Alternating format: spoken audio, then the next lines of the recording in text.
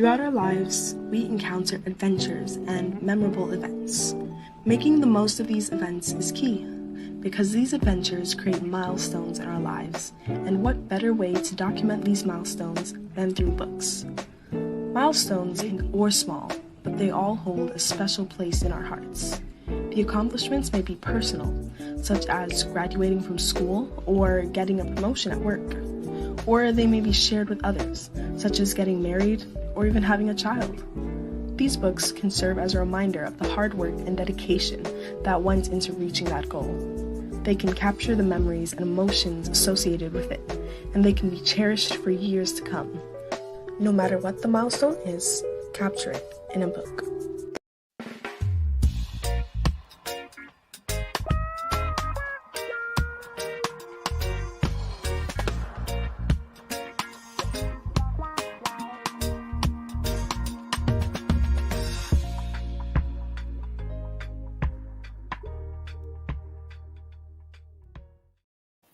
Good evening, everyone. Welcome to the release of An Odyssey in Reggae and Journalism by Howard McGowan, the award-winning entertainment journalist. In fact, he was the Gleaner's first entertainment journalist. And this evening is very significant. This book is significant to preserving Jamaica's cultural heritage, particularly our music heritage as it relates to reggae and dancehall. And you really want to get this book. So the book is out. The ebook has been released today. And earlier this week, we had the hardcover and the paperback. And it's on Amazon. And it's almost Christmas, and we want you to begin to place your orders. And we just want to say congratulations to Mr. McGowan. This evening, you are going to hear from Mr. McGowan himself. He is going to be answering your questions. And we're also going to be hearing from his daughter, Tara McGowan, who was the project lead for this publication.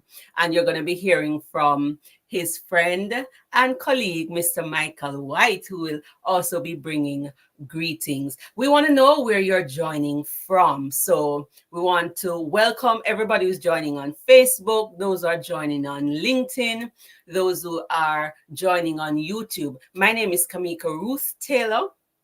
I am the CEO and Chief Publishing Consultant at Bamboo Sparks Publishing, and that's the company that published this wonderful, iconic memoir, An Odyssey in Reggae and Journalism. We want to thank our sponsors, Tasty Limited, for sponsoring this publication.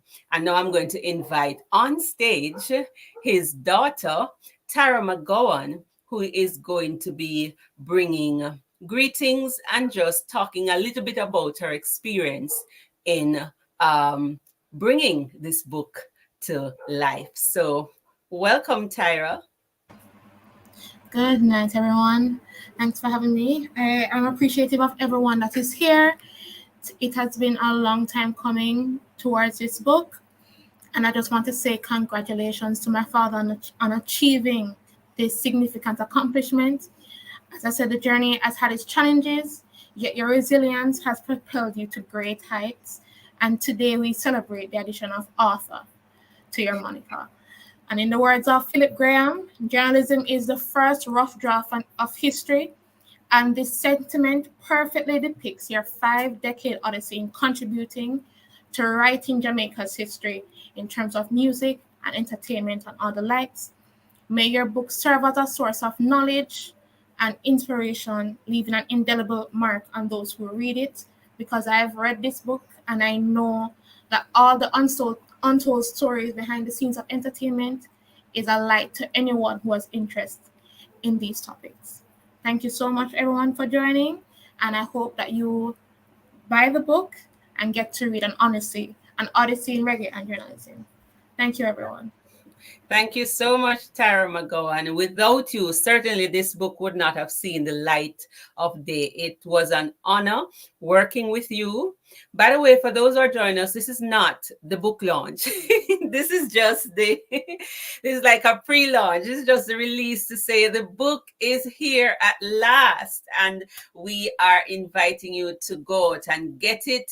And we have lots of things in store as we head into the new year, and you'll be hearing more about that. So this is just the release mini party, so to speak. I want to thank you for joining. I want you to put in the comments any questions you're going to have that you want Mr. McGowan to address. Tell us where you're joining from, notes of congratulations, and any question you have as it relates to reggae and journalism. Put it in the comments, and we'll bring them on screen at the appropriate time. And now we're going to hear from his friend and colleague, Mr. Michael White. All right. Good night, everyone. Thank you for inviting me. And let me first of all say congratulations to Howard on the book. I'm hoping that this is only the first part one of a series of books. So again, I say congratulations to him. I won't tell you much about our relationship because most of it is in the book, and not to be spoiling the book. Things I want you to have a chance to read that. But Howard and I have really had a great journey together. We continue to have that experience and journey together.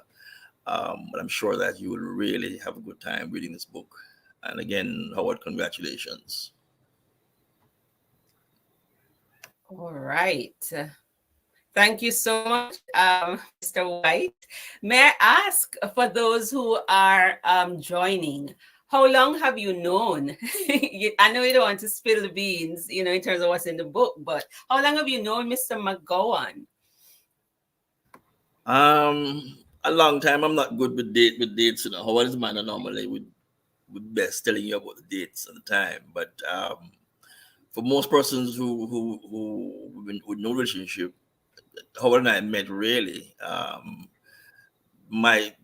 when I started my career as being a promoter, and that's how we met because we started a relationship because as a promoter you have to really go around to the media houses and get in touch with the persons who are doing stuff, and that's how Howard and I started the relationship, and then of course we moved from there into a number of escapades, and then of course we came together doing a radio program called Entertainment Online, and which was a tremendous success, certainly. So that's really how it started.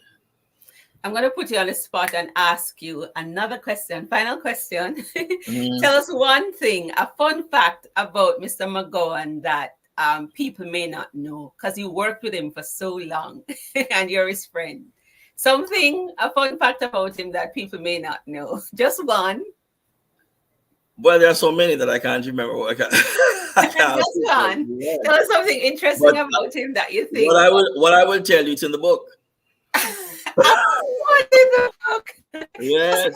Just one. The fun fact is in the book.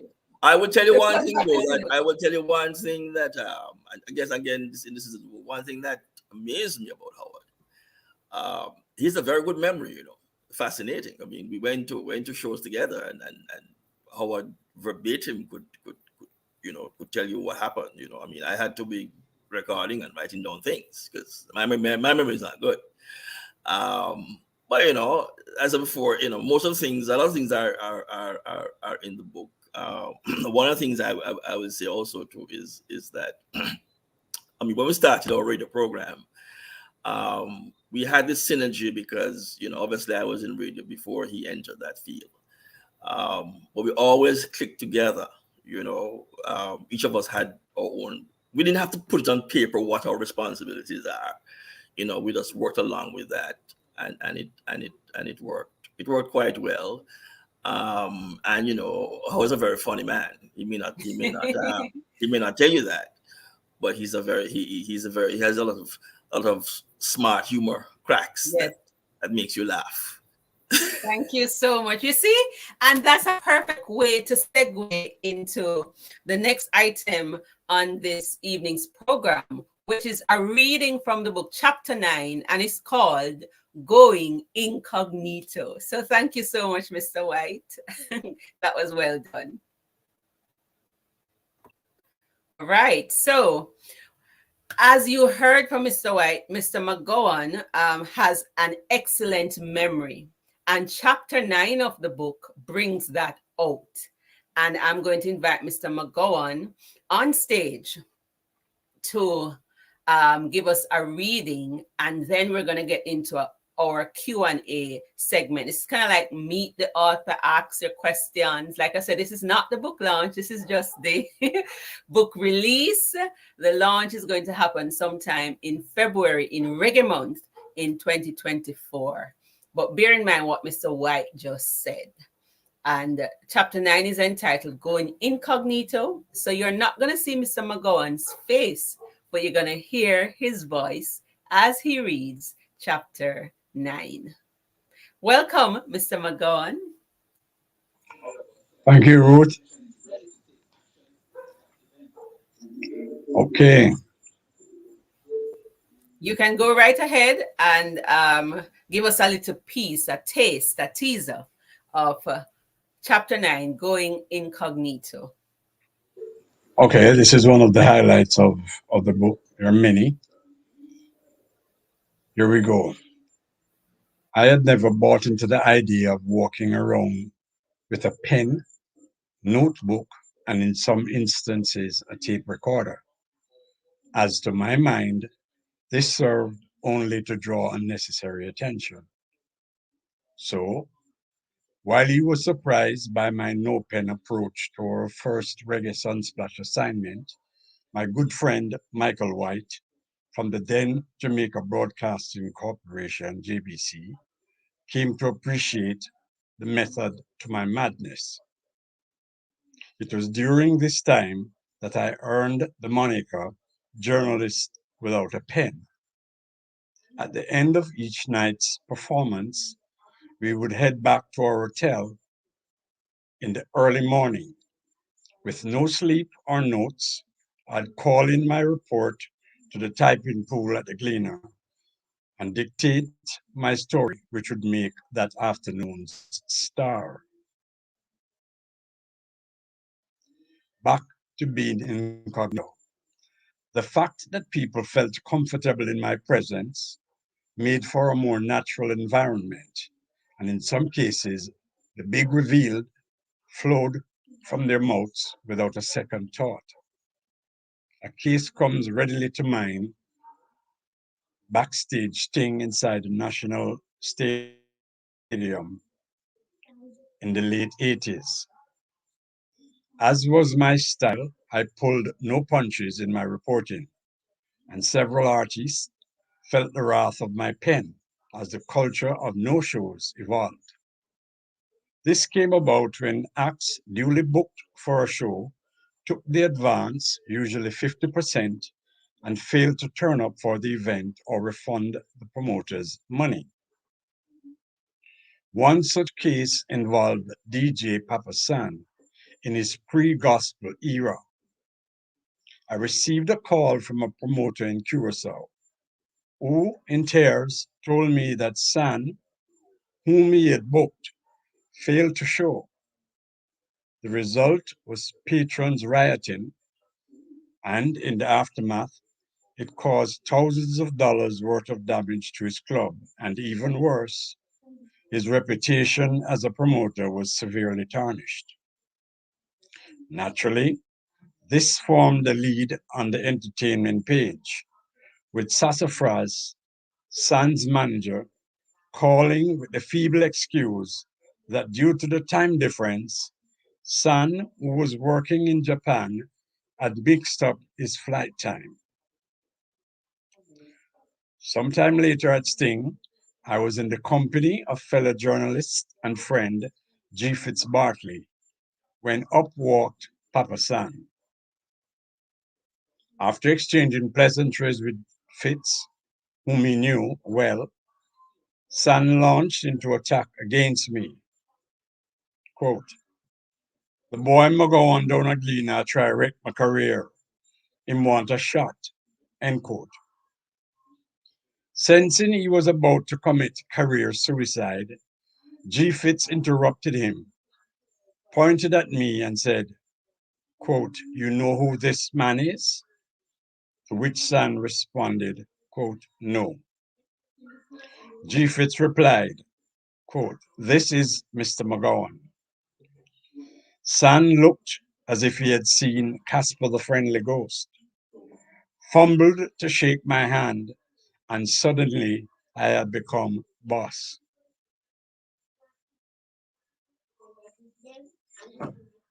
That's a brief reading of Going Incognito. Wow. And the reading is as if we were there, you know, the shock and the embarrassment. Oh, you are Mr. McGowan. And that is the benefit of going incognito. Of course, if you want to know more about the book and hear more untold stories, you have to get the book. And we have an early bird special that we're going to tell you about towards the end of the program. But as we said, this is just the book release, the announcement to say the book is finally here.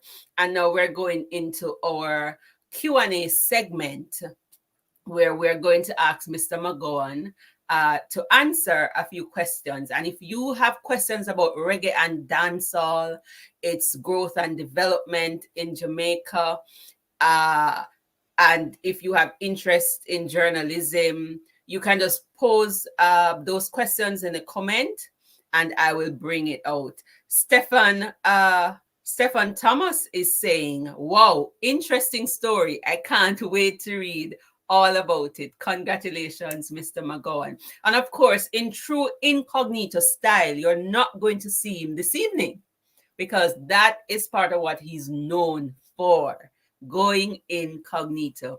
So I'm going to start the ball rolling. I have about 5 questions, but feel free to post your questions in the chat. This is not going to be a long event. And so ask the questions, share the broadcast as well. We just want to get the word out. That's the purpose of this evening, to get the word out that this masterpiece, this preservation of our musical history, untold stories, 50 years in journalism, the Gleaner's first entertainment editor is telling his story to inspire the next generation of journalists to give us a historical record of the development of reggae and dancehall in Jamaica. And it's a must read. All right, so the first question I have here, Mr. McGowan, is what motivated you to write this book? Talk to us. I'm sure the readers will agree. I had a story to tell. You had a story to tell, so that's short, and that's the kind of wit that Michael White was talking about. You had a story to tell. All right, so let me ask question number 2. Why did you become a journalist, and why did you choose to specialize in entertainment journalism when it wasn't something that was popular at the time? Well, spoiler alert, as Mikey said, all of this is in the book. From an early age, I decided that I wasn't going to be doing a lot of heavy lifting. And in fact, I told my mom at 5 years old that the heaviest thing I wanted to lift after leaving school was a pen. So it naturally flowed that I would do something in writing. Then being a very avid reader, words were my forte. So journalism beckoned. In terms of entertainment, in the 60s, I was a student of the Motown era. And I gobbled up all the music that came out of Motown during that time. And being a movie buff, it was just naturally fitting that I would go into journalism and entertainment.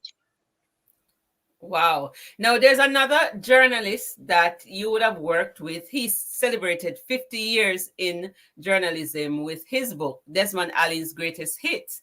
And he said he is also a movie buff. Is that something that journalists have in common? I remember Desmond from the days of the Gleaner. I wouldn't think so.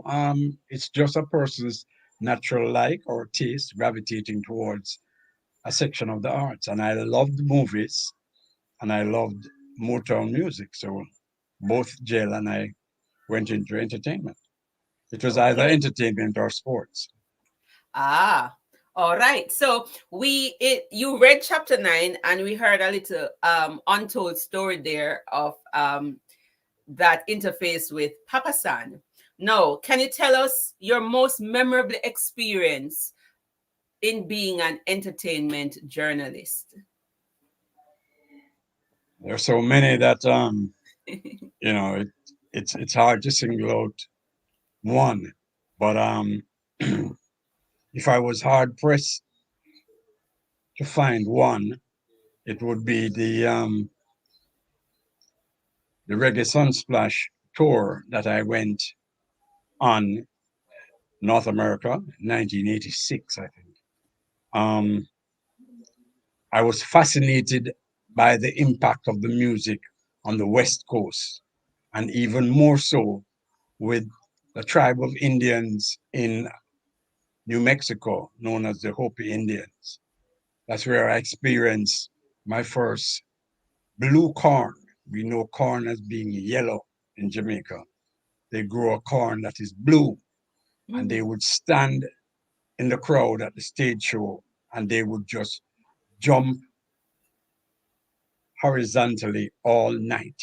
Wow. The fact that they probably didn't know verbatim the words, the lyrics, but the fact that the music moved them in such a way, that was a very heartwarming experience for me. Wow, blue corn. So I had Blue no corn. idea that you had blue corn.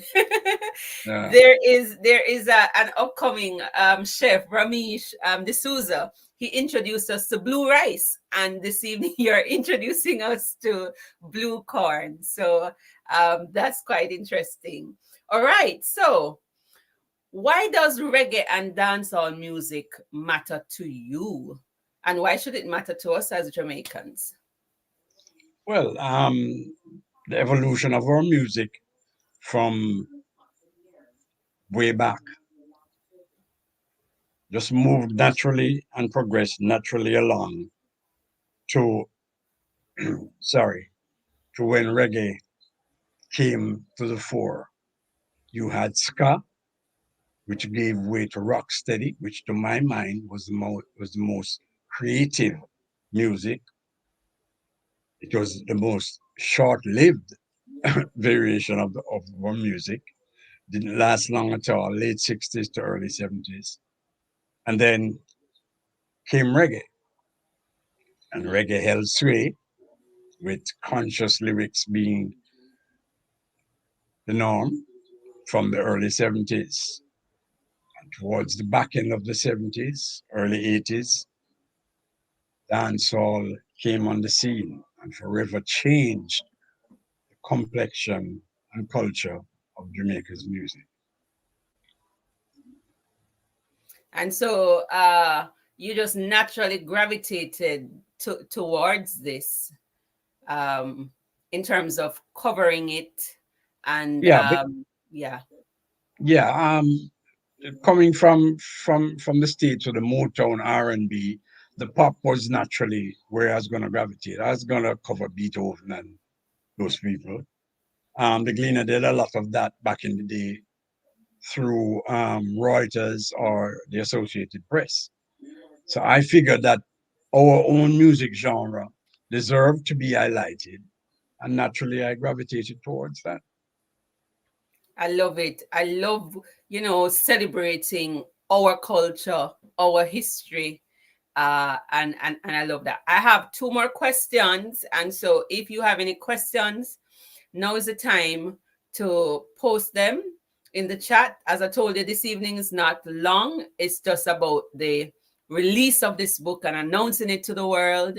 And then next year, we're going to have the official book launch. And Mr. McGowan is known for going incognito. And so that is why this evening you're not seeing his face. All right. So tell us about the significance of Tasty to the development of the music industry and your partnership with Tasty.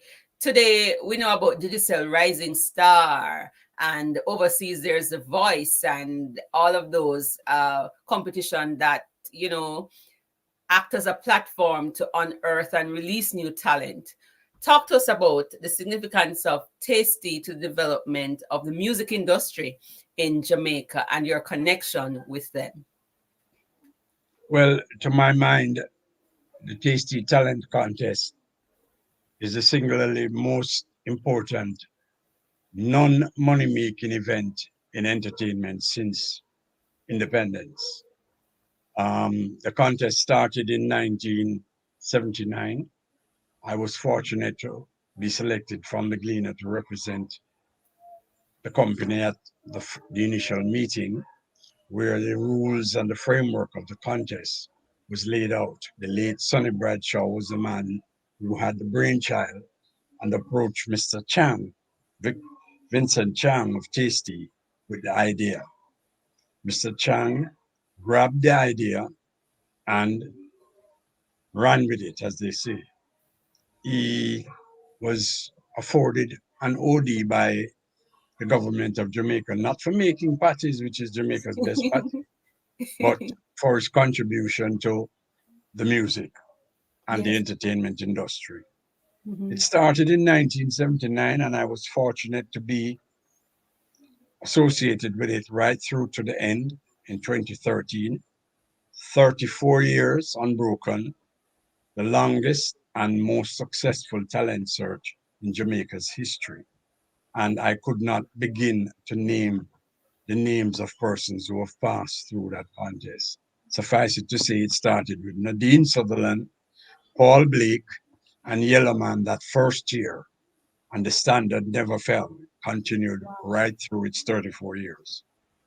Yes, so Tasty is a powerhouse, and no wonder they jumped at the chance to sponsor this publication. I want to say a big thank you to Tasty for sponsoring this publication, and not just unearthing the talents, but also preserving the history for us through your book, An Odyssey in Reggae and Journalism. And I too think Tasty Patty is the best patty. I don't care what anybody else wants to say. So, Tasty, you have my nod. Final question, folks. We're heading towards the 30 minutes mark. If you're just 30-minute mark, if you're just joining, this is just the book release announcement event to say the book is here. It's not the launch, and we just wanted to meet the author and ask a few questions, and then we're going to tell you what's next. So I have one more question for him. If you have any questions, any comments, I can bring it on screen and let me know. We are winding down. Final question, Mr. McGowan.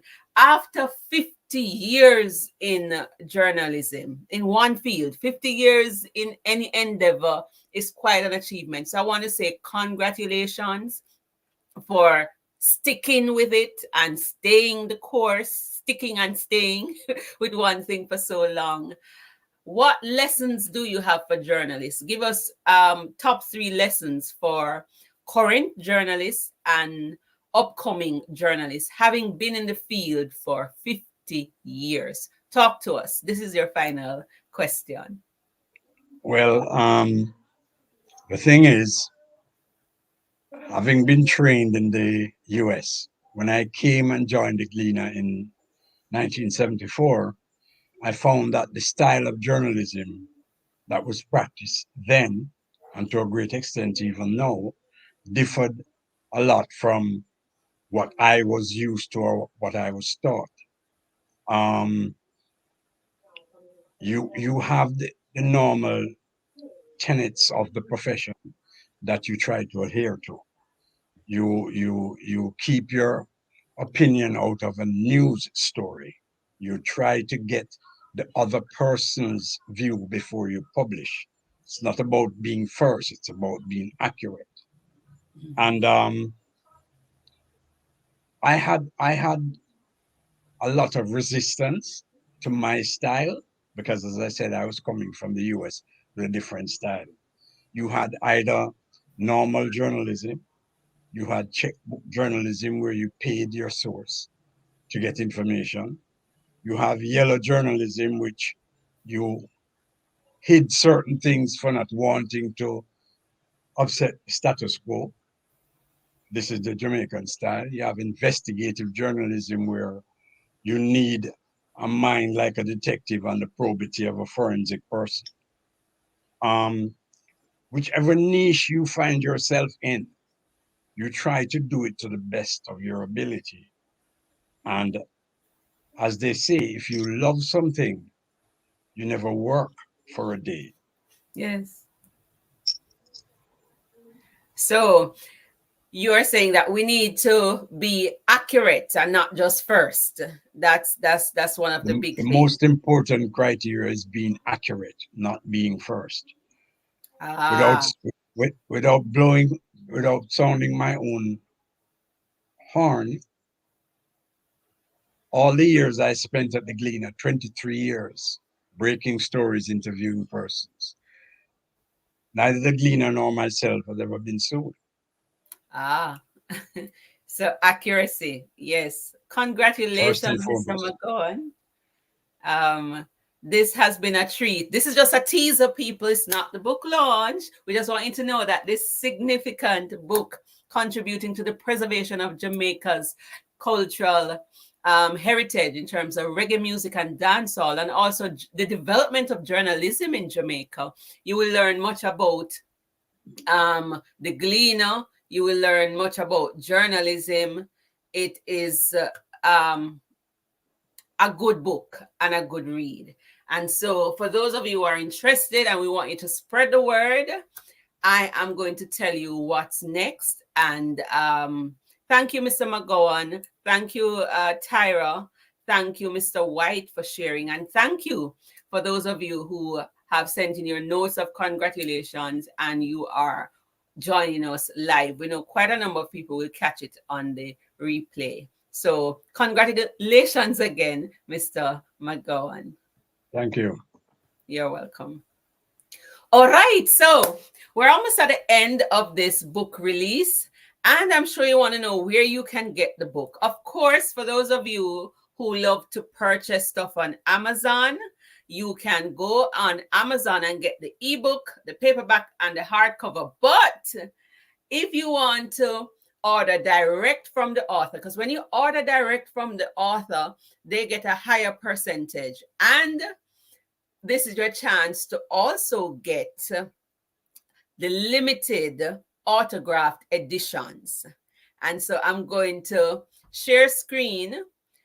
The book was published by Bamboo Sparks Publishing, and we have an author page. So it's easy to remember. It's bamboosparks.com/Howard McGowan. So it's the name of the author and the company, and that's Bamboo with a U. bamboosparks.com/Howard McGowan. And so if you want to get the discount from the author before the book launch in February of 2024, you need to place your order now. All right. And this is a treasure trove for lovers of reggae and budding journalism. All right. And the book description is there. We're also giving you a preview to chapter 9 that he read from, Advantages of Going Incognito. So you can go on the page and click preview the sample. And so we're giving away a free chapter. That's chapter 9, just to whet your appetite to taste and buy. And here you find Mr. McGowan in his younger days. So you still don't know, if you don't know him, what he looks like now. So we're still maintaining the incognito status. So this is a picture of him in his younger days.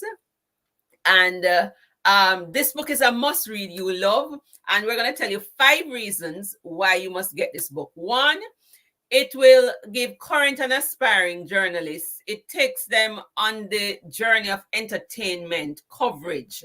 And Mr. McGowan is an eminent award-winning journalist. 50 years in this field. He was the Gleaner's first entertainment editor. So he pioneered the field for folks like Winthrop, Winford Graham with On Stage, and Miss Kitty, and all those who've come up in entertainment journalism and are popular in Jamaica. He paved the way for all of that. You will find a hands-on report of Jamaica's musical heritage spanning 3 decades, highlighting the convergence of dancehall and reggae. You're going to get first-person reports on interactions with personalities of the ilk of Peter Tosh, Dennis Brown, Sophia George, Leroy Smart, and of course you heard the encounter with Papa San, Sister Charmaine, and many others. And so those are untold stories. You must get the book. You're going to get a front row seat to the evolution of the stage shows in Jamaica, and of course the ultra successful Tasty Talent Contest. You're going to learn more about that. And it's just a rich vault for readers, and it's a fascinating read, and it's entertaining. As I read it, I was glued. It's a page turner. So in terms of ordering from the author, you can use your credit card or use PayPal. Just go on the page as bamboosparks.com/Howard McGowan.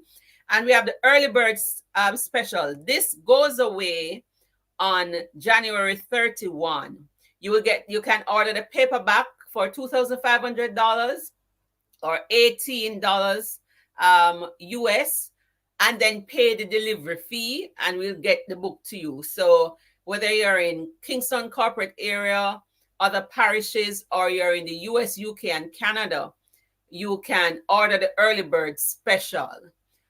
Although it's available on Amazon, this includes delivery. And like I said, support the author. When you order directly from the author, he gets a higher percentage of the profit, right? And then the standard price, what the book will be, the paperback and the hardcover is going to be $3,000 Jamaican or 21 US dollars. And then if you order that, then you're going to add the delivery fee and we'll get it to you. The hardcover will be $4,000 or 27 US. And then if you want it delivered, you pay the delivery fee. And remember, the early bird special is $2,500 for the paperback and $3,500 for the hardcover. And then we have limited autographed copies. So he's going to be autographing a limited number of copies up until the 1st of March, 2024, God willing. And if you want to order the limited autograph copy, it's 4,000 Jamaican for the paperback plus the delivery fee, or the hardcover is 5,000 Jamaican plus the delivery fee, or 35 US.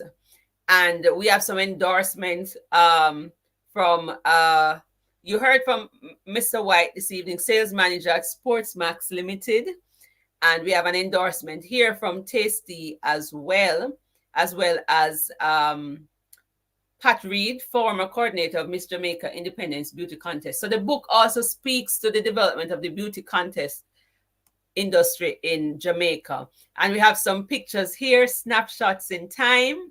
And of course, we want to thank our sponsor, Tasty, for making this publication possible. So we have come to the end of the program. Once you click on order now, it will take you to a form, right, that you can put in your information. I trust that you're seeing the form on screen. So you put in your details, you click what you want. If you are ordering the autographed copy, put the exact name you want there, and then you pay and check out. It's very easy. And it's all powered by PayPal, so it's safe. You can use your credit or debit card or your PayPal wallet. So thank you for joining us.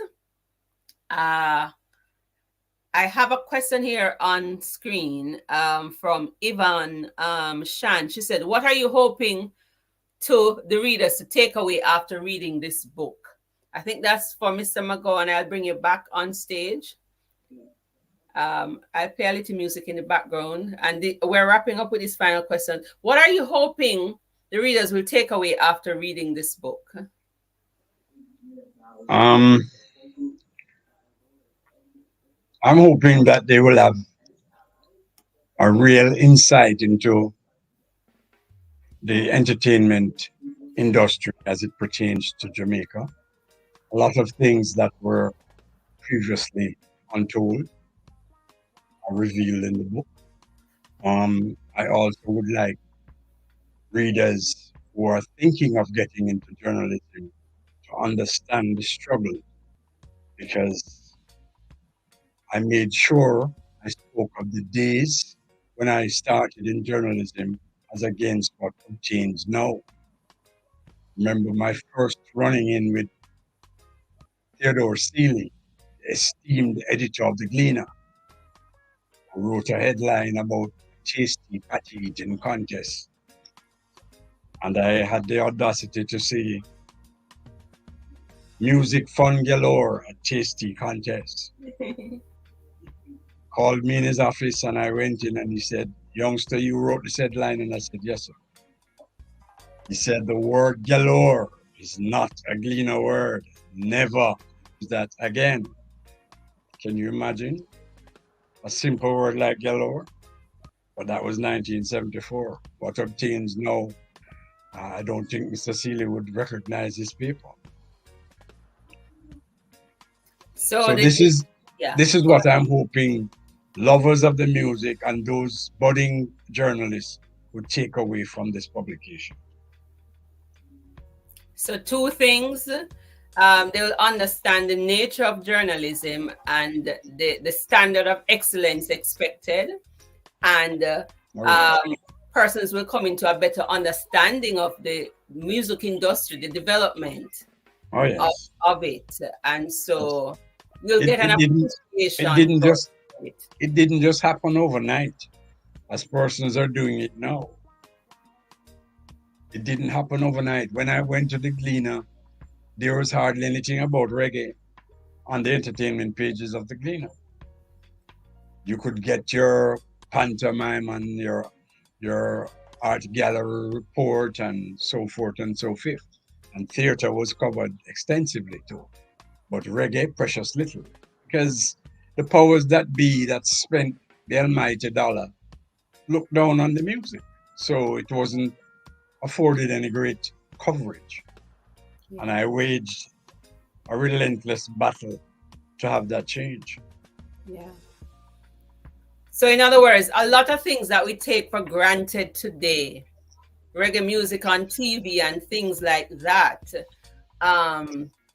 it was a struggle. And so your book highlights the struggle. And so if you want to be informed and knowledgeable, if you help readers not to take for granted, or those who work in media, what currently obtains. You know, you had the reggae top 10 chart. I think that was Susie Q. Back then, the powers that be wouldn't have allowed anything like that. And so you want to show the development so that we don't take for granted what exists today. Oh, yes. Oh, yes. All right. I trust that, Ms. Shan, that answered the question. Somebody says they know it was the final question, but they have one more. So we're just going to take one more because we don't want to go beyond. We don't want to go to an hour. One more. And this is from Rodane. He says, I know that was the final question, but I'm hoping that this question will be shared. Is the book suitable for young students who are contemplating a career in journalism? Most definitely. Most definitely. Very much so, because it's an odyssey in reggae and journalism coming from a pioneer, 50 years. So you're going to learn lessons. You know, you're going to, as you read a story, you're going to learn lessons and know what to expect. And trust me, you're not going to be disappointed. And Rodane is also asking, say, students at the CSEC and Cape level, yes, it's good knowledge for you. Yes, most definitely. Get it. Get it. Get it. Get it. Any final words, Mr. McGowan, as we close the curtains on this evening? Well, and I'm anticipating the real launch in February, Reggae Month, and hopefully persons who purchased early will enjoy and pass on to their friends as a gift. But the real big launch is in February when hopefully a large gathering will be there and a lot more interaction. Thank you so much. And again, this is where you can go to purchase the book directly from the author and get your autographed copies. That's bamboosparks.com/Howard McGowan. This has been an interesting evening, and you maintain that consistency of being incognito. Oh, yeah. So we're gonna close out with the pioneer, the eminent journalist, Mr. McGowan, and I'm just saying congratulations. Thank you all for showing up. Share this, and order. Get the early bird special. Get the autographed copies. And Merry Christmas, everyone. Get this book. Give it to a friend. And thank you for coming on out this evening. Enjoy the rest of the evening. Bye, everybody.